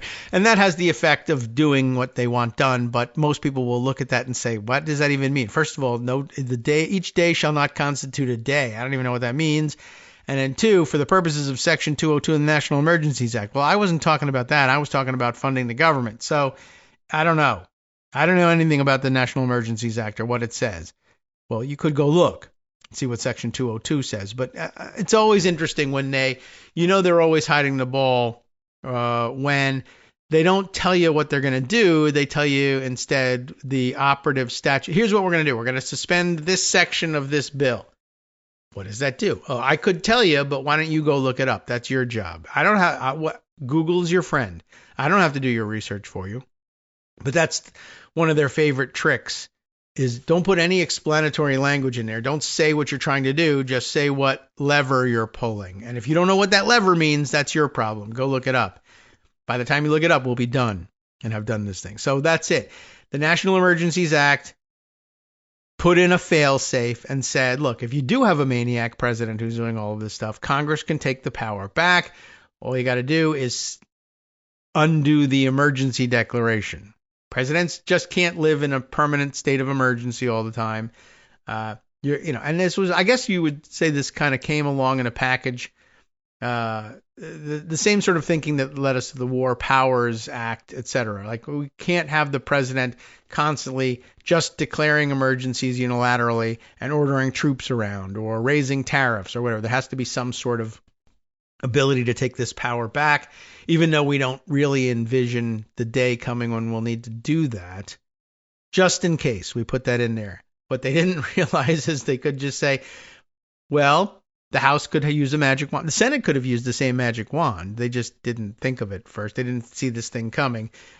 But yeah, so if the rule is, all right, now that the Senate has passed this thing, the House, I don't know whether the clock starts again for the House and they have 18 days to pass it, but either way, now you'll never hit the deadline is basically the operating factor here, right?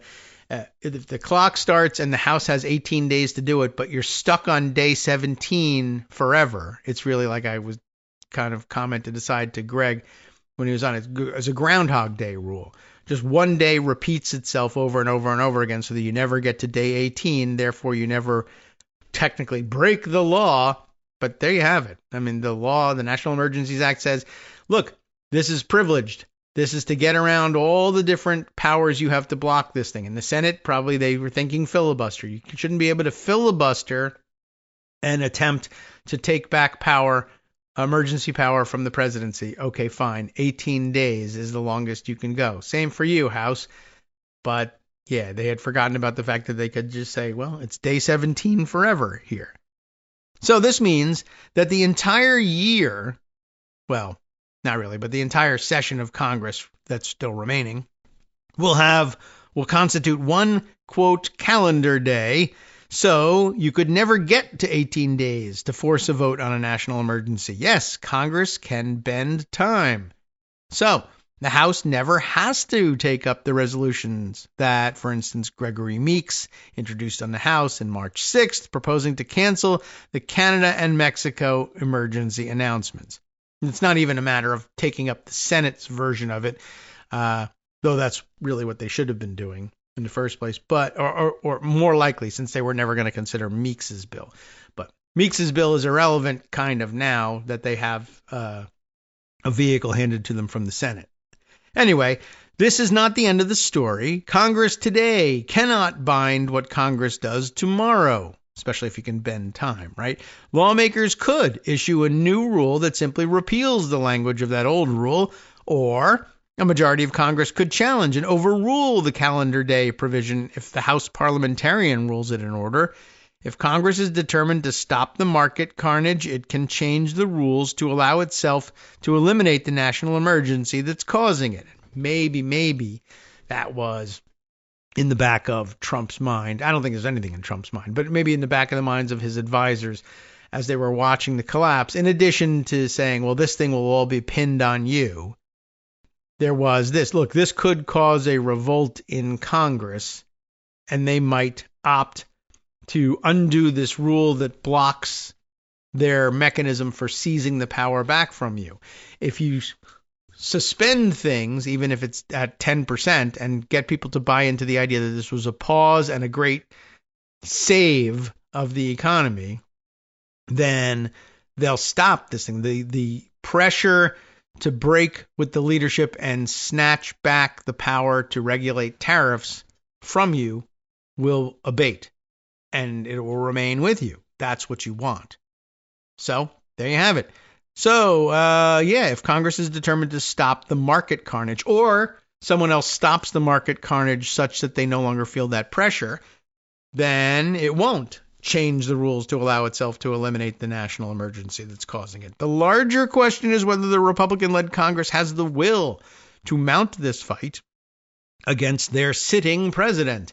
And if you pause the tariffs and tell everybody that's a good thing and they start to believe it, the pressure for mounting this fight diminishes. There isn't anything close to a 2/3 vote in Congress to take back control of tariff policy, and little desire on the part of the leadership. There is movement, however.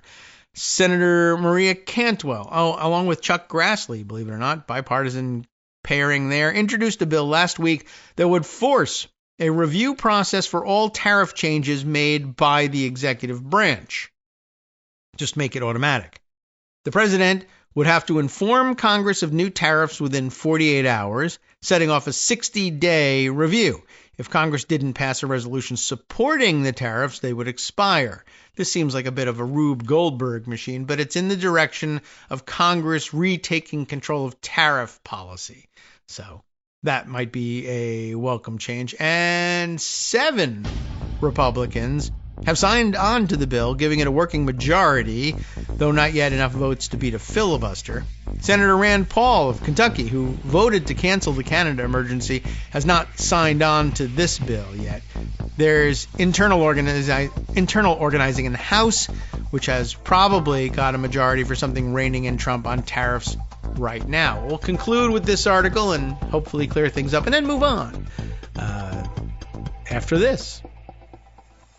Hi everybody, it's me, David. Let's change things up from the old fundraising pitch for just a minute and talk instead about how you can be a part of our show. If you've got a smartphone or any other electronic recording device, why not sit down and record a segment for us? Read us an important article and give us your take. Read one of your own original essays, or even just give us your commentary on something you'd like to share that's important to you. Then send the file to me at kagrox@gmail.com and I'll try and work it into the show. Short segments, a few minutes in length, are easiest to fit in. And of course, I can't always guarantee that I'll be able to play everything, but if you've ever shouted at your radio or TV about something you wish was being covered, here's your chance to change that. Make the show your own. Send your submissions to me at kagrox@gmail.com. All right, welcome back now to the Kagro in the Morning Show here on Netroots Radio. I know this is some of the this is the calming material, believe it or not, boring material, but it does explain why Congress shouldn't be expected to move anytime soon to snatch back this authority, and just sort of outlines once again the huge mistake of not anticipating someone like Trump. But it was, I think, probably very difficult to imagine back in,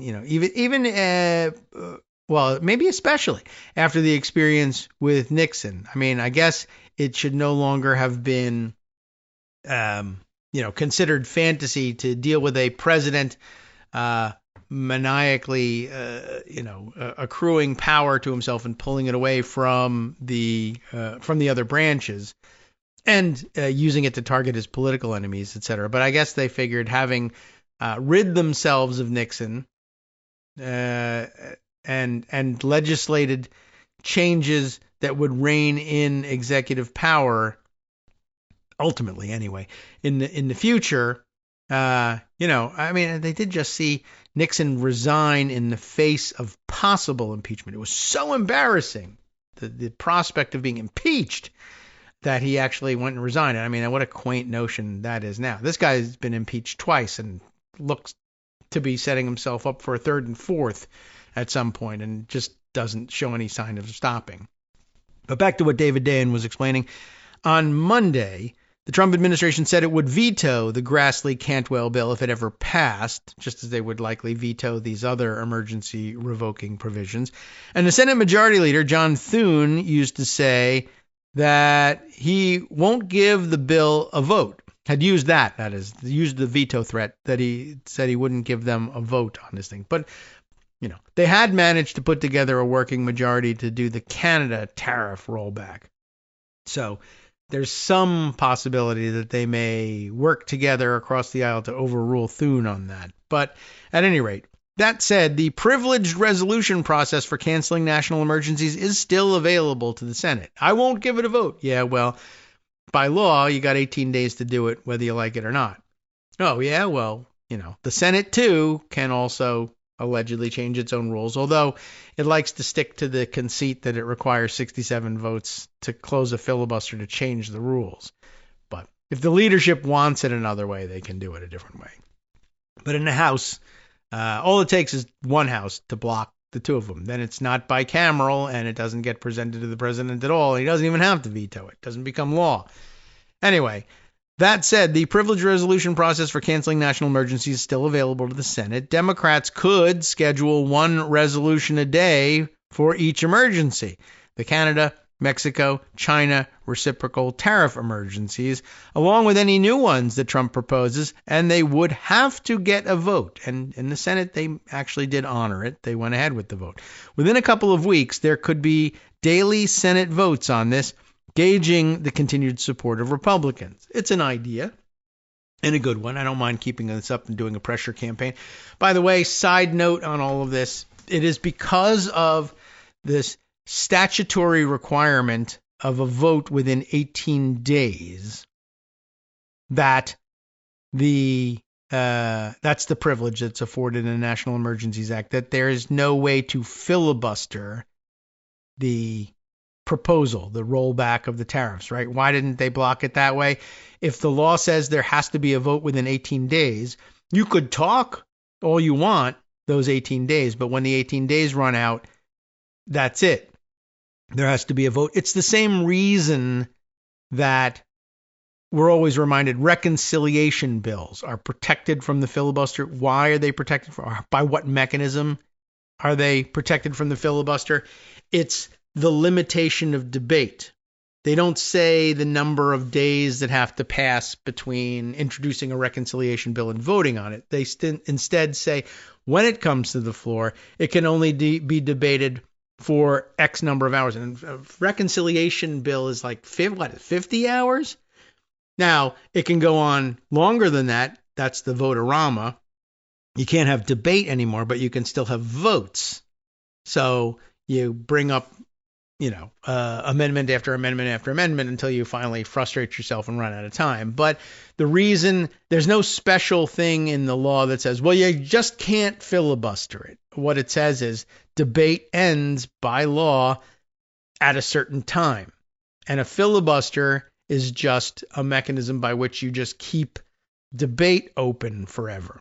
But if debate by law closes after 50 hours, then that's all there is to it. That's how you protect something from the filibuster. Likewise, if you say, well, the vote has to take place within 18 days, it doesn't get filibustered because it doesn't matter. 18 days later, that vote is going to happen.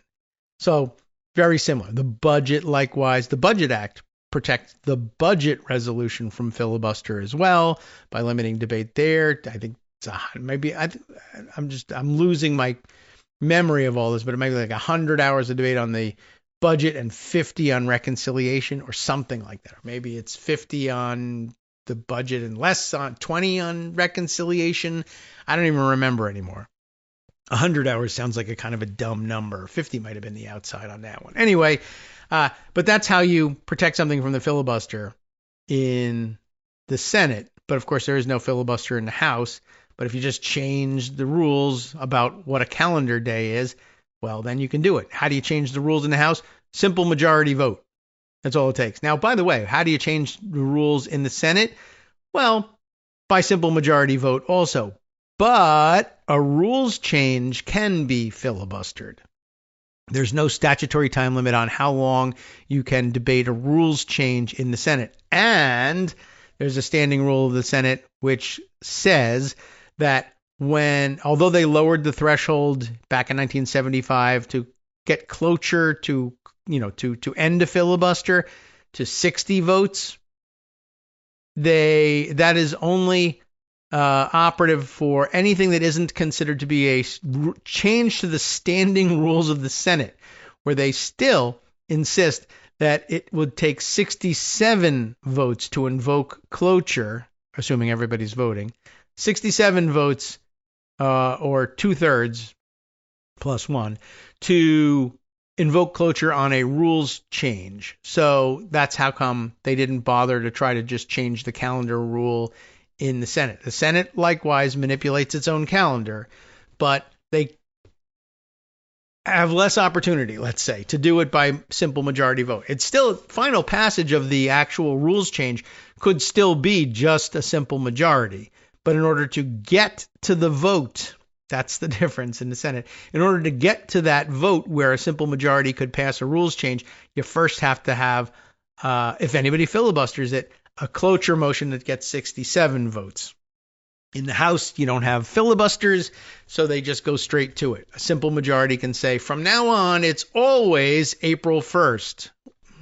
you could pick that date. You could pick February 1st if you think that's funny, or February 2nd, right? That's Groundhog Day. Sorry. If you think, you know what would be funny is for them to say, aha, we're going to do Groundhog Day, February 1st, which everybody knows is not Groundhog Day. Anyway, that would be appropriately stupid. So where were we? Right. On Monday, we found out that the Trump administration said they'd veto Grassley-Cantwell anyway. And Thune said, because he says he'll veto it, I won't even bother giving it a vote. That said, the privileged resolution process for canceling national emergencies is still available to the Senate. Democrats could schedule one resolution a day for each emergency and force the Republicans to block it each time. Each day of bad news, each day of evaporating 401k plans and higher inflation estimates and recession calls and damage to the economy can add more votes. This is his plan for ratcheting up the pressure.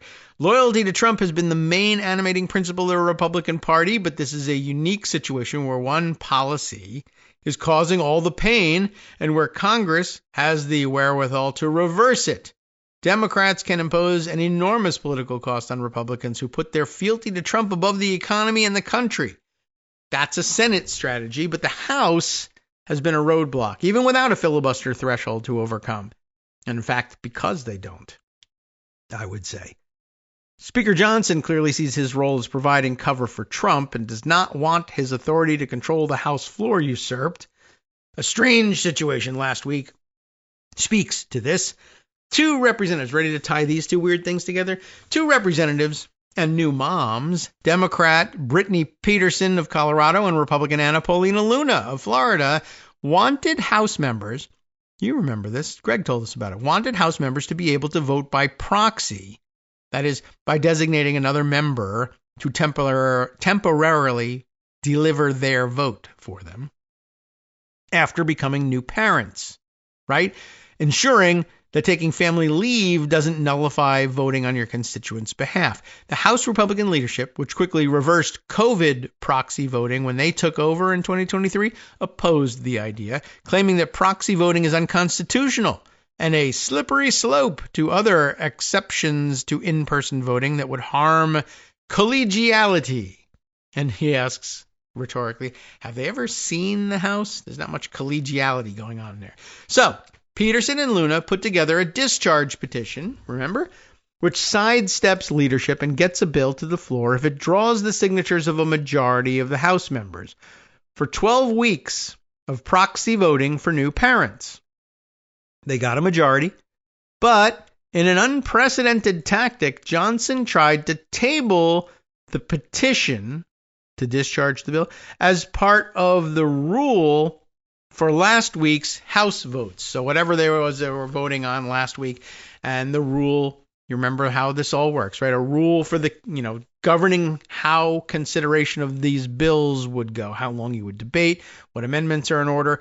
Included in that rule was a methodology for blocking the discharge petitions from coming to the floor. That rule failed, though, because people were mad about it, as 9 Republicans joined all Democrats to oppose it. Johnson responded by sending the House home for the week, determined not to allow that discharge petition to get to a vote as it would under normal circumstances. Apparently, Luna and Johnson reached a deal for live dead pairing. I don't know where the dead came from, but live pairing I understood, but live dead pairing? All right, well, whereby, this is how it works. A member unable to appear to vote in the House, instead of giving someone their proxy and saying, friend from the same side of the aisle, I want you to tell the House when you vote, I have here the proxy of Anna Paulina Luna, she would vote no on this bill, or whatever it is. Instead of giving you my proxy, what you're supposed to do is you find someone on the opposite side of the question who will agree not to vote, such that your absence would be a wash, right? If you're a yes on the bill, you find somebody who's a no on the bill, and you say, if you don't vote, and you don't add your no to the tally, I won't be voting. I won't add my yes to the tally, and then it's a wash. Will you agree to help me out like that? It's been done in the past. It's been abolished in the past as well. But it also depends on, you're being able to reliably find somebody on the other side of the aisle who's going to be disagreeing with you the whole time and saying, yeah, I'll help you out. In olden days, that was easier to do. These days, not so much, right? So here's what they were proposing. You find someone on the opposite side of the question to agree not to vote. But the whole convoluted mess ended with no discharge petition bill ever coming to the floor anyway, so they're not even going to try it. The whole time I was wondering what was so important about a proxy voting measure, and I think it may well be about a hypothetical vote on tariffs. Speaker Johnson is trying to block discharge petitions as a tactic to protect the president. In that instance, he could block a tariff change from coming to the floor, even if he were in an extreme minority. Even as Senate Banking Committee Democrats are begging for a hearing on Trump's tariffs and the use of the IEEPA Act, right? Republican leaders remain reluctant to offering any such opening to congressional discussion of Trump's tariffs, but the pressure is beginning to mount, and it's important to point out that Republicans could end the stress, end the economic volatility, end all this havoc with a single set of votes. This would not only be a positive development for people's 401k plans and a way to stop Trump from using a type of economic sanction to bully the world into self-defeating ways, it would also be good for Congress to show that it can actually provide a check on this president, to inform future fights. Since Inauguration Day, Congress has stood aside as Trump has impounded funds, deleted agencies, and thumbed his nose at legislative work product. The best way to show that the president is not a king is by having a co-equal branch of government prevent his seizure of congressional powers. That will have resonance long beyond this tariff squabble, or at least it could, I guess we would say, because it doesn't look like they're going to allow it. And they're just not going to stand up for themselves. And remember, this whole experiment, that is to say, American democracy, was fundamentally based on the idea that the founders had and expressed in the Federalist Papers that, well, one of the things that's so genius about dividing the powers this way is that each branch will jealously guard its own prerogatives and not allow the other branches to get away with usurpation of that power. But as it turns out, they will. Well, that's a problem. How do we deal with that one? I'm not sure. All right. Well, just note that it is a problem, and we'll continue on. Let me bring up a couple other things that I opened tabs on just so I could inform you of the fact that these things are happening. Another thing that Greg mentioned earlier on, we were reading, which piece? One from the Unpopular Front one, was it? No, the Unpopulist, sorry, not popular, but the Unpopulist. That was a Steve Chapman piece from back in early December of last year when, let's see what it was. This was, he had said in his piece about tariffs in the subheader for that piece, they won't only be injurious to the U.S. economy, but also to its liberal democracy, because he will use them, Trump, to reward friends and punish enemies. And we've seen it.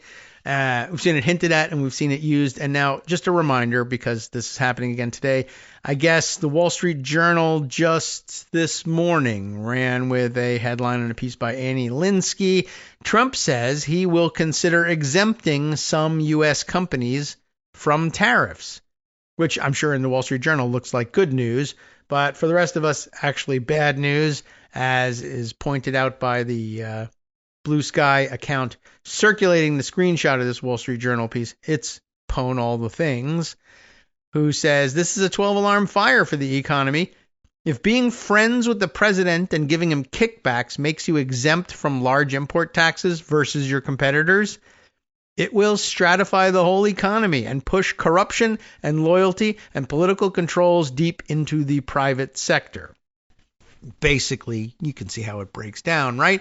If Trump will remove tariffs just for your company, everything from China is going to be 125% tariff, except for company X, which, and I don't mean Donald or Elon Musk's X. So maybe X is a different, we got to choose a new variable. But whatever it is, I don't know. Amway says, we'll give you $1 billion just straight into your pocket, Mr. Trump. And you do me this favor. Everybody's got to pay 135% tariffs on stuff from China, except Amway. If Amway is buying it, zero probably 10%, and they got to give 8% of that 10% to me. And then they'll do it too. They'll give them 8% of 10%. And they'll say, no, I meant 80% of the 8. You know what I meant. I don't know. You said it. You said it wrong. It's your problem. All right. Well, you're going to Guantanamo. I'm sorry. El Salvador. Anyway. I think we've all kind of seen that coming. And he could do it by sector. He could do it by company. It doesn't matter. If he's willing to put his name to it. Apparently, there's a whole cadre of people willing to carry it out as though it had the force of law. And now you could do it. Now you can come to Mar-a-Lago and cut him a check, and he'll exempt you from the tariffs. But isn't that also, like the insider trading we were hinting at earlier, problematic, illegal? Yes. Can you charge a sitting president? No, we've already gone over those. But not only that, can you charge him later when he's out of office? Well, probably not for that either. Well, taking bribes is an official action. I declare it to be so. Well, I don't know. An insurrection was declared to be an official action, or it was in the offing anyway. Yeah, between that and, of course, his absurd use of the pardon power, the likelihood of holding him to account for any of this is near zero, unfortunately. Let's see, other things that I had open. I think that'll actually cover it for random tabs that I open. Let's go back to Pocket, where I've stored other stories to share with you. They are many and varied. I think I'll hold off on any more of the discussion of how the budget bill collapsed yesterday, although that's important. I might digest that off the air. It might come up tomorrow, but by way of offering a different sampling, let me give you this piece. I thought you might find this. For those of you who have come to the show, perhaps I needed some Trump outrage, or I'm angry about everything that he's doing. Why don't we talking about more of his outrages? Okay, we were focusing on the way he manipulates Mike Johnson into performing Trump outrages instead.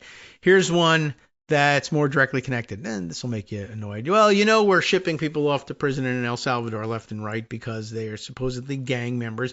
And we found out on Monday's show that 60 Minutes had spent their Sunday pointing out that according to their research, something like 75% of the people shipped off to prison in El Salvador on allegations that they were gang members had no criminal record whatsoever, or none that was discoverable anyway. And isn't that problematic, given that you had said, no, actually 100% of them not only have criminal records, but they're the worst of the worst, and that's why we're sending them to this supermax prison outside of the country? Well, that turned out not to be true. And guess what? It's turning out to not be true in a number of instances. Here, Politico has an interesting story from just yesterday.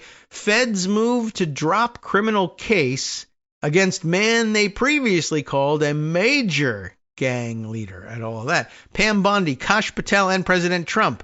And by the way, Virginia Governor, what's his name?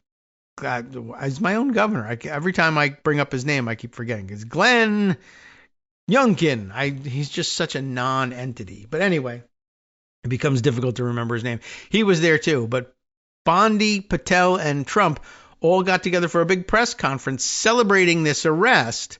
Josh Gerstein and Kyle Cheney had the story yesterday. Federal prosecutors have abruptly abandoned the criminal case against a Virginia man portrayed, for some strange reason, by the Justice Department as a major leader of the brutal Central American gang, MS-13. And that probably, any mention of MS-13 demands dramatic music. I know I'm a little late with it. The different windows were up on the show computer. Authorities moved Wednesday to dismiss their prosecution of Henry, with 2 R's. I don't think that, unless that's a typo, but who knows. Henry Villatoro Santos, or Villatoro as they would say in Spanish, whose arrest was celebrated by President Donald Trump, the Attorney General, and the head of the FBI. Instead, the Trump administration seems poised to seek Villatoro's quick deportation, despite holding up his arrest as a triumph for the president's crackdown on violent transnational gangs. You see, we're in a weird position here. Ordinarily, you would say, and you'll see what the defense attorney's weird position is here too. Ordinarily, you'd say, wait a minute, what, you're going to drop prosecution of him? That's crazy. I thought you said he was a major gang leader. Yes, we're going to drop prosecution of him, but that's only because we plan to deport him to a supermax prison in El Salvador where he'll be beaten and tortured, and there'll be no hope of release. He'll die in that prison, and it'll be off our hands, and we, But if he's a major gang leader and has been leading criminal activity here in the United States, why aren't we taking great pride in holding him in prison here? I don't know. But I guess this is supposed to be a fate worse than being sentenced to jail for life here in the United States is being sentenced. And I guess it's easy to imagine it being worse. Prison for the rest of your life in El Salvador. But there is the weirdness of we got to drop the charges. And it makes for some weird optics. You're dropping the charges against a major gang leader that you just had a huge press conference about? Yes. Likewise, there's some weirdness on the defense side. Attorney General Pam Bondi, FBI Director Kash Patel, and Virginia Governor Glenn Youngkin all appeared before TV cameras during a rare press conference at the FBI's Manassas, Virginia office last month to tout the arrest of Villatoro, who officials described as one of the gang's most senior bosses in the U.S. Trump called him a major leader of MS-13 in a social media post. He's, quote, one of the top domestic terrorists in MS-13, Bondi claimed, adding that he is very dangerous and responsible for very violent crimes by the gang. Why don't we want to take it out on him here in the United States? Because we can give it to him worse in El Salvador, I guess. Unless, of course, they don't. And we pay El Salvador to imprison him for the rest of his life, and they say thanks for the check, and they continue cashing it monthly or whatever, and they just let him out the back door. Why would they? I don't know. They say they're opposed to MS-13 down there. That's true, but we don't know what kind of deals there are going on the side. They might keep him forever. That's what Trump is counting on. But whatever. Just for the record, we don't really know.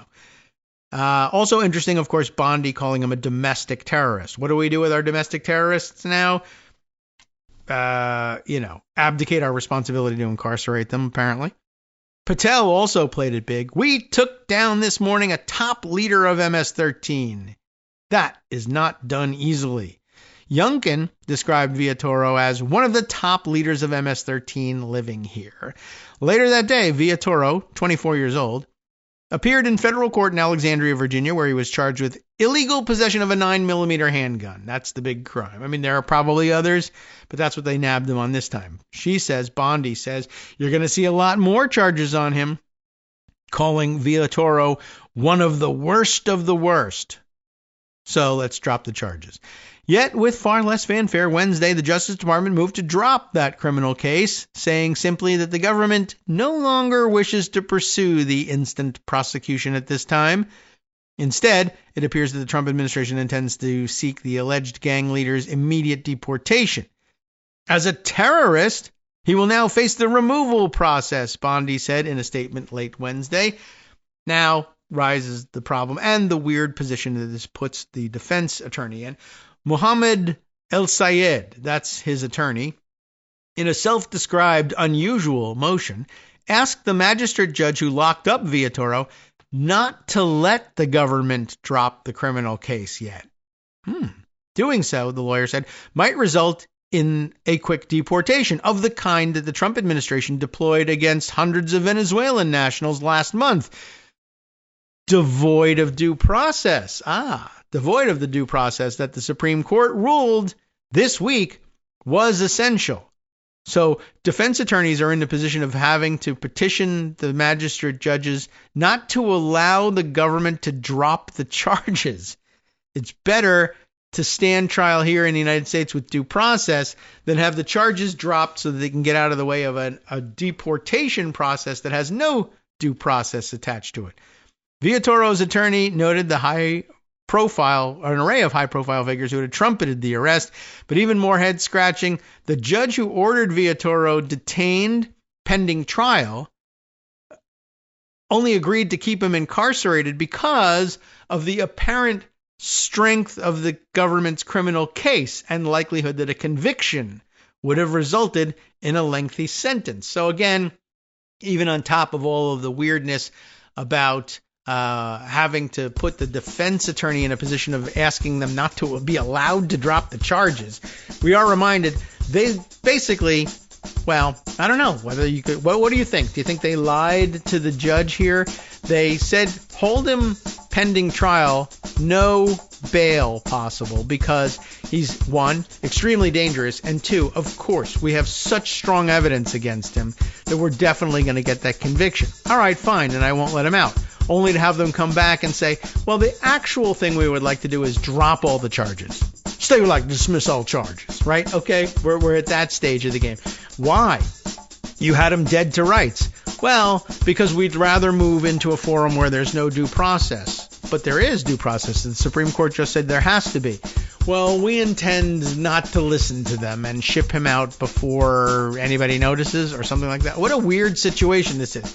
But also, weird situation to go to a press conference. We captured the biggest gang leader in the country. Oh, you're going to throw the book at him, right?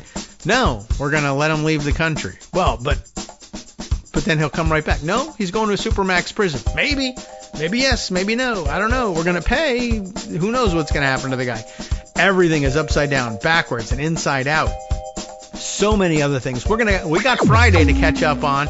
And if there's anything we left out of today's agenda, don't worry, Justice has got it next.